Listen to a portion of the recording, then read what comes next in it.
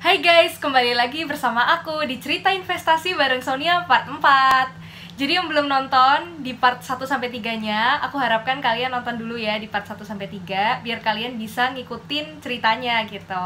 Nah, mungkin yang belum kenal, kita kenalan dulu. Jadi nama aku Francisca Sonia. Kalian bisa panggil aku Sonia atau Kak Sonia juga boleh. Aku udah berinvestasi dan juga trading di dunia saham selama 6 tahun kurang lebih. Dan juga background aku sedikit banyak dari finance. Di video cerita investasi bareng Sonia part 4 ini, aku mau ceritain ke kalian apa aja bedanya saham-saham first liner, second liner, dan juga third liner. Mungkin kita cerita dulu dari yang first liner ya. Jadi apa itu saham-saham first liner? Saham-saham first liner tuh biasanya seringnya itu disebut sebagai saham-saham blue chip.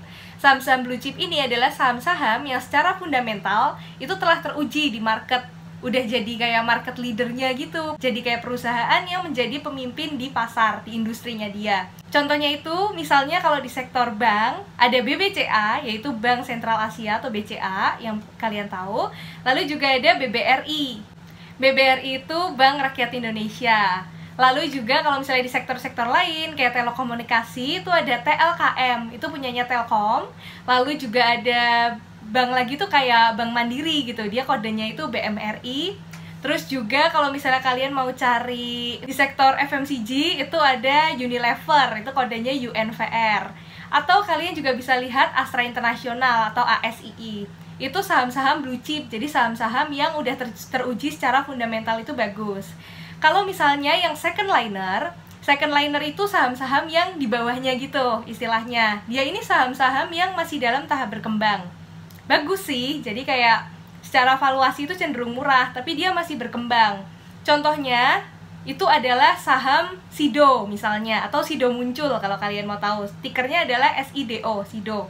Lalu juga yang kedua itu ada ULTJ atau Ultra Jaya. Kalau misalnya kalian minum susu kotak yang mereknya Ultra Jaya, itu sahamnya ULTJ tikernya.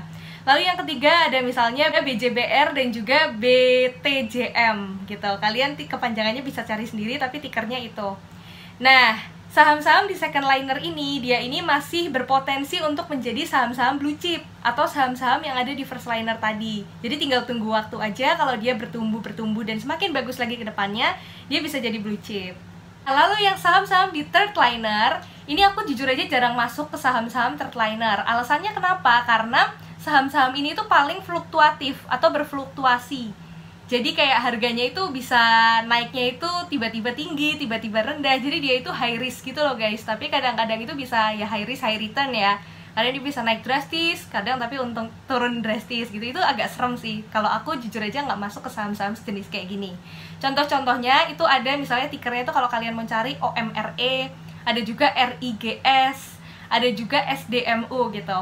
Nah, keputusan untuk kalau misalnya kalian mau investasi di saham first liner atau second liner ataupun third liner gitu, itu keputusan di tangan kalian masing-masing. Tapi kalau aku preferensinya itu di saham-saham yang first liner ataupun second liner. Cerita investasi bareng Sonia di part 4 ini sampai sini dulu ya. Kita masih akan berlanjut lagi di sesi-sesi cerita investasi bareng Sonia part berikutnya. Stay tune ya guys, dan semangat belajar untuk berinvestasi.